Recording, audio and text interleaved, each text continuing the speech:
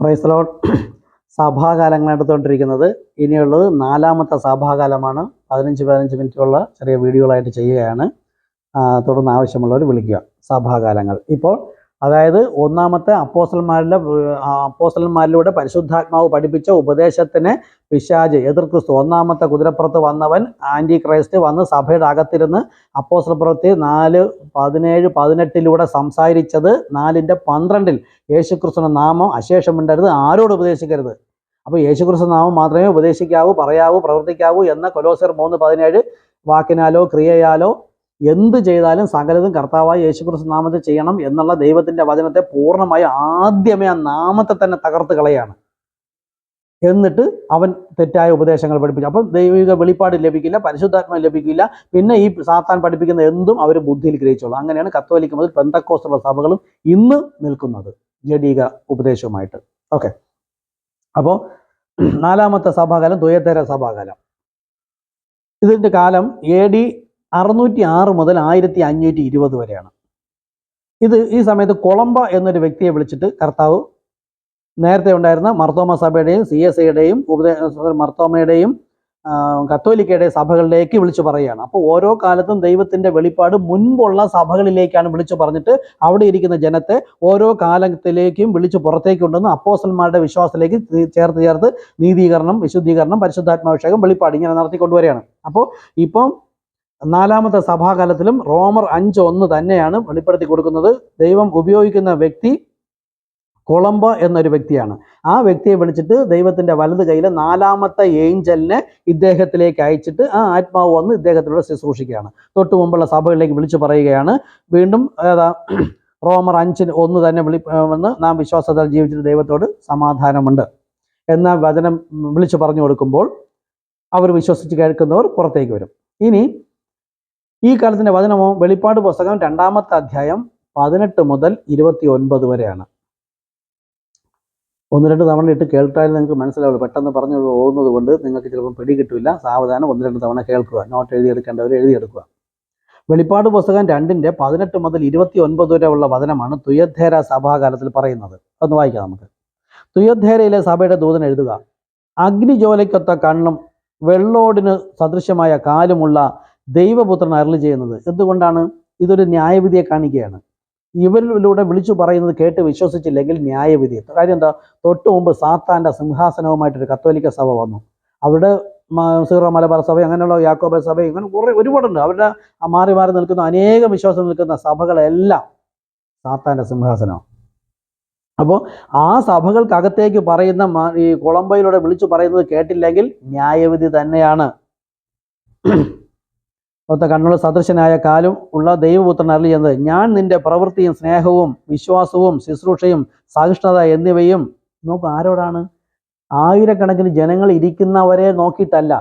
ഇന്ന് ഞാൻ സംസാരിക്കുന്നതും കത്തോലിക്ക മുതൽ പെന്തക്കോസ്തലുള്ള സഭകൾക്കകത്ത് ദൈവവചനവും ദൈവത്തിന്റെ കർത്താവിന്റെ നാമവും നിമിത്തവും സഹിച്ച് സഹിഷ്ണുതയോടെ ഇറങ്ങി തിരിച്ച് കർത്താവിന് വേണ്ടിയിട്ട് തീഷ്ണതയോടെ നിൽക്കുന്ന, ത്യാഗം സഹിച്ചിരിക്കുന്ന, കർത്താവിനെ അന്വേഷിക്കുന്ന, പുതിയ വെളിപ്പാടുകൾ ദൈവത്തിന്റെ വചനം പറയുന്നത് പോലെ അല്ലല്ലോ ഈ ജീവിതം, എന്നാ കർത്താവെ മുഖാമുഖം കാണുന്നത്, എന്നാ എന്നോട് സംസാരിക്കുന്നത്, ആവശ്യങ്ങൾക്ക് വേണ്ടിയിട്ട് വന്നവരല്ല. അല്ലാതെ കർത്താവിനോട് ദാഹത്തോടുകൂടി ഇരിക്കുന്ന ഒരു കൂട്ടം ജനം, വളരെ ചെറിയൊരു കൂട്ടം ജനമുണ്ട്. ആ ജനത്തോടാണ് പറയുന്നത്. ഞാൻ നിന്റെ പ്രവൃത്തിയും, അവരവിടെ ഇരിക്കുമ്പോഴൊക്കെ ദൈവത്തിന് വേണ്ടി പ്രവർത്തിച്ചതാ, നിന്റെ സ്നേഹം, നിന്റെ വിശ്വാസം, നിന്റെ ശുശ്രൂഷ, നിന്റെ സഹിഷ്ണുത എന്നിവയും നിന്റെ ഒടുവിലത്തെ പ്രവൃത്തി ആദ്യത്തേതിലും ഏറെ എന്ന് അറിയുന്നു. ഓക്കെ, എങ്കിലും താൻ പ്രവാചകി. നോക്കൂ, ഇവിടെ തുയഥേര എന്ന വാക്കിൻ്റെ അർത്ഥം അധികാരം നടത്തുന്ന സ്ത്രീ എന്നാണ്.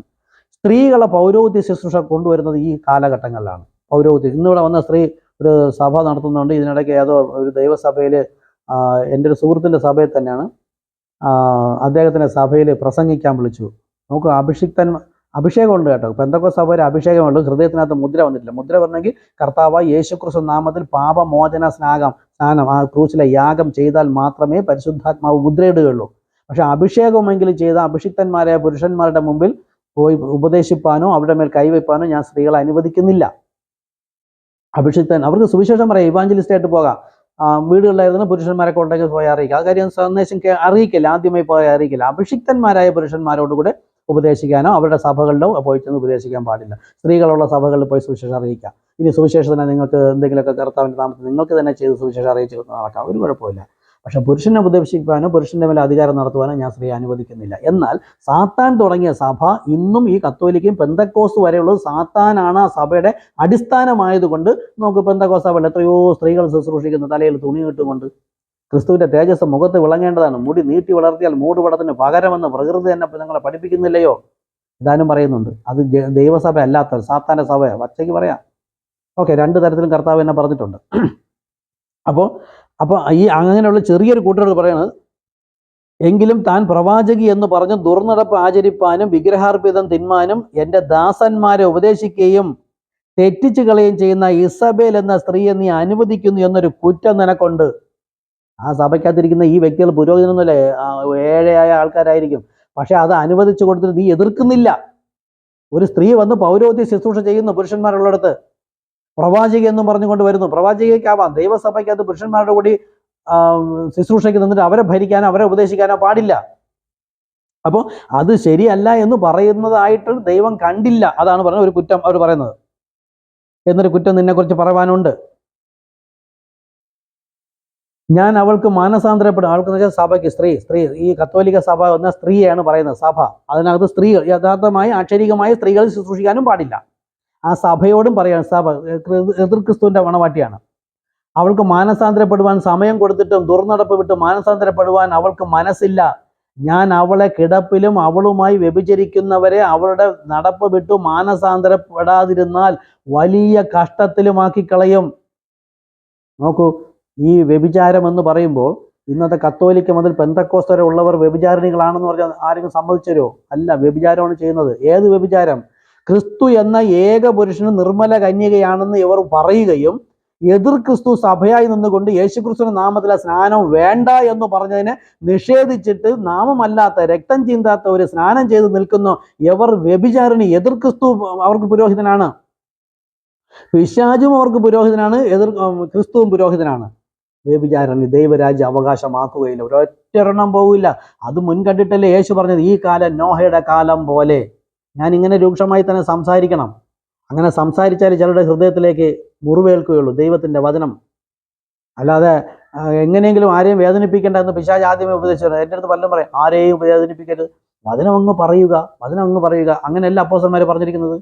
ഞങ്ങൾ പറഞ്ഞതിന് വിരുദ്ധമായി ആര് പറഞ്ഞാലും ശപിക്കപ്പെട്ടവൻ. ഗലാത്യർ 5 വായിച്ചു നോക്കുക. അപ്പോസ്തലന്മാർ പറഞ്ഞതിന് വിരുദ്ധമായി ചെയ്തവർ ആ വിശ്വാസം കൊണ്ടുവന്നാൽ അംഗച്ഛേദം ചെയ്തെങ്കിൽ കൊള്ളാമായിരുന്നു. യേശു വിളിച്ചില്ലേ, പാമ്പുകളെ, തേളുകളെ, സർപ്പസന്തതികളെ, നിന്റെ നരകവിധി എങ്ങനെ ഒഴിയും? നിന്റെ തൊണ്ട തുറന്ന ശവക്കുഴി. നീ ദുഷ്ടരായിരിക്കാൻ നല്ലത് സംസാരിക്കാൻ കഴിയുന്നത് എങ്ങനെ? നിങ്ങൾ പിശാച് എന്ന പിതാവിൻ്റെ മക്കൾ. വാസ്തവത്തിൽ അവരത് തന്നെയായിരുന്നു. ഈ പുരോഹിതന്മാർ, ബൈബിൾ ജ്ഞാനികൾ മുഴുവനും ജ്ഞാനികളാ. ഇന്നും കർത്താവിൻ്റെ നാമത്തെ നിഷേധിക്കുന്നവരോടാണ് നിങ്ങൾക്ക് പ്രിയമെങ്കിൽ ബൈബിൾ പറയുന്നു, ദൈവസന്തതി ആയവൻ ദൈവജനം കേൾക്കും. നിങ്ങൾ ദൈവസന്തതി അല്ലായകയാൽ കേൾക്കുന്നില്ല. അപ്പോൾ 2 തരം സന്തതിയല്ലേ ഉള്ളൂ, സർപ്പസന്തതി, ദൈവസന്തതി. ഇനി ഒരു സന്തതി ഉണ്ട്, ജാരസന്തതി. അത് സേത്തിൻ്റെ മക്കൾ കായിൻ്റെ മക്കൾ തമ്മിൽ വിവാഹം കഴിച്ചതാണ്, മല്ലന്മാരെ ജനിപ്പിച്ചത്. അല്ല ദൈവത്തിൽ നിന്ന് സ്വർഗത്തിൽ നിന്ന് ഗന്ധർവന്മാരെന്നല്ല, പിശാചെല്ലാം തെറ്റിച്ച് പഠിപ്പിച്ച് വെച്ചിരിക്കുകയാണ്. അതിനെക്കുറിച്ചൊക്കെ ഞാൻ വീഡിയോ ചെയ്തിട്ടുണ്ട്, യൂട്യൂബിലുണ്ട്. സത്യരാജ് SS അനിൽ എന്ന യൂട്യൂബ്, അത് നിങ്ങൾക്ക് കിട്ടും. ഓക്കെ, അപ്പോൾ മാനസാന്തരപ്പെടാഞ്ഞാൽ ഞാൻ അവളെയും അവളുടെ മക്കളെയും കൊന്നുകളയും. അതായത് പെന്തക്കോസ്തുകളുള്ള കത്തോലിക്ക മുതൽ തുടങ്ങിയ എഫെസോസ് സഭയ്ക്കകത്ത് നാമത്തെ നിഷേധിച്ചുകൊണ്ട് തുടങ്ങിയ വിവാഹത്തിന് യേശുക്രിസ്തു നാമം ഉപയോഗിക്കില്ല, സ്നാനത്തിന് ഉപയോഗിക്കില്ല, കുഞ്ഞുങ്ങളുടെ പ്രതിഷ്ഠയ്ക്ക് ഉപയോഗിക്കില്ല, മരണ ശുശ്രൂഷയ്ക്ക് ഉപയോഗിക്കില്ല, ഒന്നിനും ഇവർ കർത്താവ് യേശുക്രിസ്തു നാമം ഉപയോഗിക്കില്ല. പിന്നെ ആരെ ഉപയോഗിക്കുന്നു? എന്തിനു ഉപയോഗിക്കുന്നു അറിയാമോ? ഒരു ആത്മീക പിതാവിനെ പുറത്താക്കാൻ, പിശാചിനെ പുറത്താക്കാൻ വേണ്ടി മാത്രമേ ഇവർ ആ നാമം ഉപയോഗിക്കുള്ളൂ, യേശുക്രിസ്തു നാമം. പിന്നെ പ്രാർത്ഥിച്ച് അവസാനിപ്പിക്കാനും. അല്ലാതെ ഒന്നിനും ഇവർ യേശുക്രിസ്തു നാമം മുട്ടുമടക്കില്ല. അങ്ങനെ ഉള്ളവരുടെ ഇടയിൽ നിന്ന് വിട്ടുവരിക. ഓക്കെ, അവരുടെ മക്കളെയും ഞാൻ കൊന്നുകളയും, ഞാൻ ഉൾപ്പൂവുകളെയും ഹൃദയങ്ങളെയും ആരാഞ്ഞറിയുന്നവൻ എന്ന് സകല സഭകളും അറിയും. നിങ്ങളുടെ പ്രവൃത്തിക്ക് തക്കവണ്ണം ഞാൻ നിങ്ങൾക്ക് ഏവർക്കും പകരം ചെയ്യും.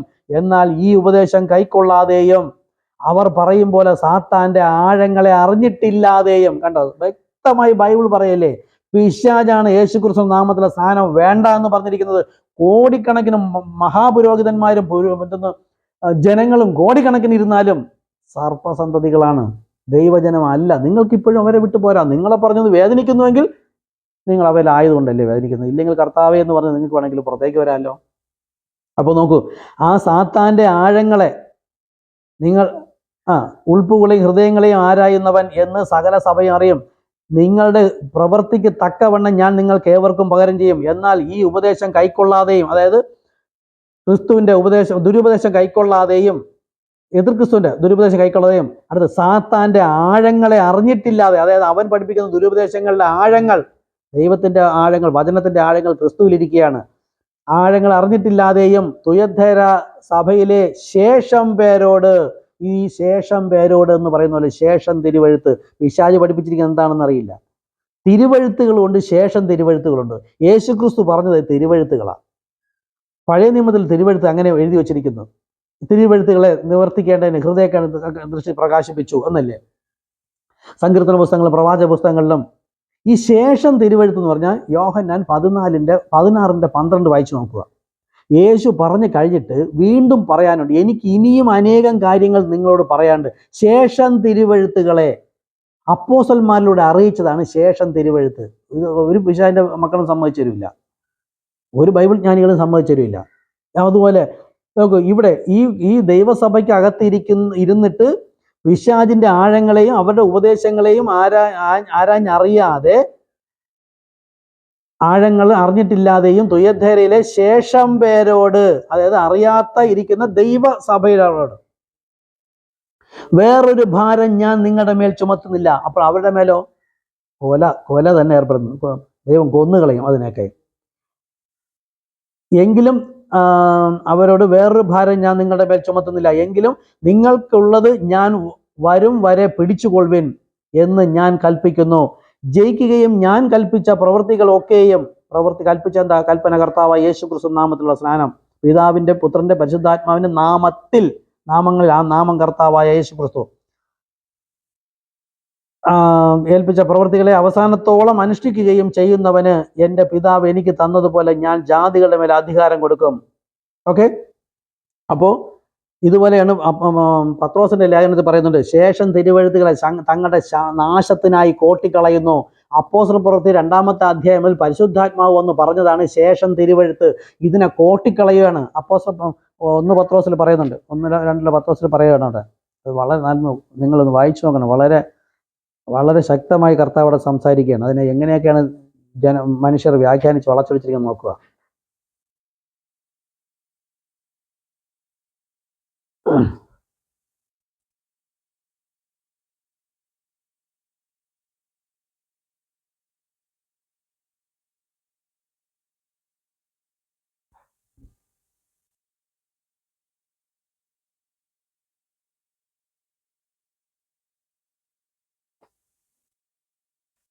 നാലാണെന്ന് തോന്നണം.